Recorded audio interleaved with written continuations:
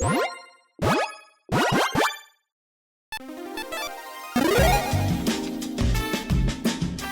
and welcome to the Commander's Quarters. I'm your host, Mitch. Glad to have you here. Here at the Commander's Quarters, we're all about Commander on a budget. Today we have an episode of Commander's 2 Cents. On episodes like these, I give you my own personal take on topics about the format in general and current news. This show and episodes like this one are possible thanks to viewers like you. If you're looking for an easy way to help support this show, make sure that you like, share, and subscribe. Also, hit that bell notification icon so you don't miss any new episodes. And while you're at it, subscribe and review our podcast as well. You can also go check out our playmats and other merchandise at thecommandersquarters.com. Another easy way to support this show is with our TCG player affiliate links. So whether you're buying a deck or individual cards, you can use this general link right here or one in the description. And the final way that you can support this show is by supporting us directly by becoming a patron. There are many benefits to being a patron, and I truly couldn't do this without all of their support. Hey everyone, Mitch coming in from the Commander's Quarters studio. Welcome to the show. So, on today's episode, I want to highlight a pretty unique card that might be getting overlooked or maybe depends on your playgroup or whatnot, but I think it's a pretty kind of interesting and unique card that some people might just not know about. So I'm going to be asking the question today, is this the passage that you're searching for? So, yeah, I mean, I used the title with the card's name, or part of the card's name. So yeah, very clever, right? Okay, anyways, so Guided Passage is the card I'm going to be talking about today. It's a sorcery for blue, red, green. It says reveal the cards in your library. An opponent chooses from among them a creature card, a land card, and a non-creature, non-land card. You put the chosen cards into your hand, then shuffle your library. So at a base level, when you look at this card, okay, it's doing a couple of things. You're getting, you're paying 3 mana. Yes, it's very specific mana, obviously, and you can only use this in a deck that's got the teamer colors in it. But you're getting, 3 mana, you're getting 3 cards. Now, those cards are predetermined to be a land, a non-land, non-land, non-creature, and a creature. So basically, that, depending on how your deck's built, could be, very good, very bad, depending on, again, how it's built, what opponents you have, the situation that you're in. But I think the thing that might be getting overlooked with this card is that in a 1v1, obviously this card is bad. Your opponent is never going to give you the cards that you want, the cards that you actually would benefit you. They're going to pick, your worst creature, your worst land, your worst non-land, non-creature, what you don't need. But, if you have your deck built in a way that, you don't have, you maybe only have one creature in your deck and they have to choose that one for you, then yes. But in a multiplayer format like Commander, this card can do a lot. Basically, you can make deals. You can wheel and deal with someone. Maybe you and another opponent are really far behind the other 2 opponents, or maybe one player is really far ahead. You can make a deal and say, hey, all right, I'm going to choose you with this. I'd really appreciate it if, you gave me this. You can give me, obviously, like this board wipe or whatever that's going to help all of us out except for whoever's in the lead. But then, because, of my generosity, then, if you could give me this creature with that as well, that'd be great. And there are definitely, circumstances where depending on how your deck's built, you can definitely kind of wheel and deal and help make decisions, help influence players to make the right decision, the decision that's going to benefit you. When kind of comparing, just like, again, I mentioned, you're getting 3 cards for 3 mana. There really aren't many cards that have kind of that kind of efficiency in Magic. Outside of, busted old cards that, are banned or whatnot. But Painful Truce is one. It's a sorcery that costs 2 and a black, and it has Converge. You draw X cards and lose X life, where X is the number of colors of mana spent to cast the spell. So if you use 3 different colors of mana to cast the spell, you lose 3 life, you draw 3 cards. Now, those cards could obviously be better than the ones that are tutored up by Guided Passage, but they could also be worse. Maybe you draw into 3 lands, and you're also losing 3 life. Now, I'm not saying that Guided Passage is going to be better than Painful Truce in a lot of circumstances. It probably won't be. Again, you need to have a deck that's kind of built around this. So you need to have kind of like I believe, a political control kind of deck that this kind of really works with. Again, you could have a lot of political targets in your deck. You could build it in a lot of ways. There's a lot of versatility where you can kind of convince that other opponent to give you the right card for the situation that you're in. So maybe that's like a Beast Within. If there's a problematic permanent on the board, that everyone else needs to deal with, essentially, you can say, hey, I'll deal with it. You just go get me my Beast Within and I can take it out. So, it's an instant that costs 2 and a green. Destroy target permanent. Its controller creates a 3/3 green beast creature token. In a game of Commander, giving someone a 3/3 is no big deal. Destroying their permanent very much is a big deal. Maybe, if they're going to choose a creature for you, maybe that's a Reclamation Sage. It's a 2/1 Elf Shaman that costs 2 and a green. When it enters the battlefield, you can destroy a target artifact or enchantment. So again, another way to kind of get rid of a problematic permanent on the board, that helps out, yourself and another opponent, maybe the other opponent as well, and kind of sets that person who's far ahead, back a little bit. Maybe that's a Scavenger Grounds. Maybe there's a Graveyard deck that's really kind of taking over. So that's a land, that basically you can pay 2 and tap and sacrifice it to exile all cards from all graveyards. So yeah, you can say, hey, look, we really don't want, this person to go off with their, their graveyard centric deck. I can really slow them down. Here, I'm going to cast my guided passage. Go get me my scavenger grounds. That's the land. Maybe you could get me, this creature or that, non-creature spell to kind of help me out as well, since I'm going to be helping everyone else out, by kind of removing those graveyards from the game. Maybe it's even something as simple as a River's Rebuke, because River's Rebuke, let's read it real quick. Sorcery for 4 blue blue. It says return all non-land permanents target player controls to owner's hands. Maybe this is actually the easiest target, because there's, again, basically you're saying, okay, that person's really far ahead. I have the perfect card to set them back a ton, that I'm not going to use on you, or you, make that deal where I'm not going to use on either of you. This is only going to really impact that player, and it's going to be a huge impact that really sets them far behind. So why don't you get me my River's Rebuke? And because of that, maybe get me this creature that could help me out as well, to kind of make a deal. Maybe this land as well. A Sylvan Offering is another good political target.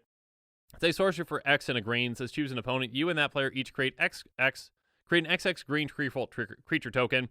Choose an opponent. You and that player each create a X/1/1 elf warrior creature token. So basically, you're making one tree folk and a bunch of elves, and you can say, hey, okay, I choose you. For my non-creature, non-land, could you choose Sylvan Offering? And then I'll choose you again for that, and then we both get a lot of creatures. So again, it's kind of like you scratch my back, I scratch yours kind of thing. Duelist Heritage, if you have a deck that also has white, it's an enchantment that costs 2 and a white. It says whenever one or more creatures attack, you may have target attacking creature gain double strike until end of turn. This is a very political card, even though it might not seem like one at first. So yes, you can give one of your creatures double strike when it's attacking, but you can also say, hey, from now on, in your combats, I'll give one of your creatures double strike as long as it's not attacking me. So pick that as my non-creature, not land. And I would love to help you out if you help me out too. But perhaps one of the most perfect cards for another player to get you that kind of really goes with this kind of political deal-making kind of deck is Scheming Symmetry. Again, you need black for your deck as well. But it says, it's a source that costs a black, and it says choose 2 target players. Each of them searches their library for a card, then shovels their library and puts that card on top of it. So it's kind of like a tutor for 2 players. And basically, you can say, okay, you can search for these things, and also if you could get me Scheming Symmetry, I will cast it and I will choose you, so we can both get, one card that we want back on top of our, on top of our library, so we can draw into them. We can tutor for 1 card each, essentially. So, if that player is like, oh, I'd really like to tutor for this specific card, then yeah, they get a tutor as well out of this by, tutoring for your tutor, essentially. I did mention earlier, so these are some of the, good political targets that you could build. You could also just build your deck in a way that really only has, a certain amount of creatures to search for, a certain amount of non-creature, non-lands to search for. But so, if you have your deck, only like 2 or 3 creatures, and those are Seedborn Muse, which is going to untap all permanents you control during each other player's untap step, or like a Nyx Bloom Ancient, which says if you tap a permanent for mana, it produces 3 times as much of that mana instead. There's really no good decision for that opponent to make. They're going to be, they have to give you one of these creatures that's in your deck. You only have 2 creatures in your deck. And yeah, you're going to get, one of these extremely powerful, game-breaking kind of cards that just give you an absurd amount of mana. Obviously there's kind of other, creatures that could fill these slots. But yeah, if you only have powerful cards, that they can choose from, you're only going to be getting a powerful card. Or, you could just go the other way, where you're like, okay, the only creatures in my deck are ones that can get me, my guided passage back so I can cast it again, and then I can just keep getting value from that over and over again. Like an Archaeomancer, a 1/2 human wizard that costs 2 blue blue. When it enters the battlefield, return target instant or sorcery card from your graveyard to your hand. So yeah, you can just keep kind of casting this. Maybe you've got other ways to bounce it or whatnot. Get your guided passage back and keep getting, every single time you cast it, 3 cards for 3 mana, essentially. Regrowth, kind of effects can be great for this as well, to, again, get your guided passage back and cast it again. A simple source that costs 1 and a green, return target card from your graveyard to your hand. You probably or maybe want some other ways to kind of copy your guided passage to get even more value out of it. So like a Reverberate, instant for red, copy target instant or sorcery spell. You may choose 2 targets for the copy. So instead of getting, 3 cards, you're getting 6. You can choose the same opponent or different opponents or whatnot. One thing to keep in mind is obviously your opponents do get to see your entire deck. So, they might see kind of what your plan is and kind of what you're up to. But again, if you've got a political deck, you can kind of wheel and deal and maybe talk your opponents out of, seeing you as a threat, potentially. Riku the 2 Reflections is a potential commander that could be really good with this. Again, kind of like a copy spell commander. A 2/2 human wizard that costs 2 blue, red, green. Whenever you cast an instant or sorcery spell, you may pay blue, red. If you do copy that spell, you can choose 2 targets for the copy. So yeah, being able to copy your guided passage every single time is pretty great, and being able to get it back and get other things back and just keep copying it over and over again, getting a lot of value out of this. Again, maybe you build it around, certain powerful creatures that, whenever another non-token creature enters the battlefield under your control, you may pay green, blue. If you do put a token that's a copy of that creature on the battlefield, yeah, if you get a copy of an Nyx Bloom Ancient, good luck to your opponents trying to stop you from doing whatever you want to do. And of course, outside of Riku, there's plenty of other commanders that could really work well with this kind of card. I think, again, political control could probably be the direction that you want to go. So one like Kaneo Sentiro could be great. Kaneo Sentiro says at the beginning of your end step, draw a card. Each player may put a land card from their hand onto the battlefield, and each opponent draws a card. So you're basically kind of like ramping and helping people ramp or draw, but you get to ramp and draw with this. So again, it's kind of like a, some people say group hug. I like to say political control if you've got a win condition or ways to win within the deck. So yeah, just kind of like maybe teleporting up and then, casting your Guided Passage, getting value out of it, maybe getting ways to get it back, recast it, and so on and so forth. Kenrith Return King is just a good kind of 5-color commander that's got a lot of different options and ways to build around it. Basically, a 5/5 human noble that costs 4 and a white. Red, all creatures gain trample and haste on a turn. 1 in a green, put a ++ counter target creature. 2 in a white, target player gains 5 life. 3 in a blue, target player draws a card.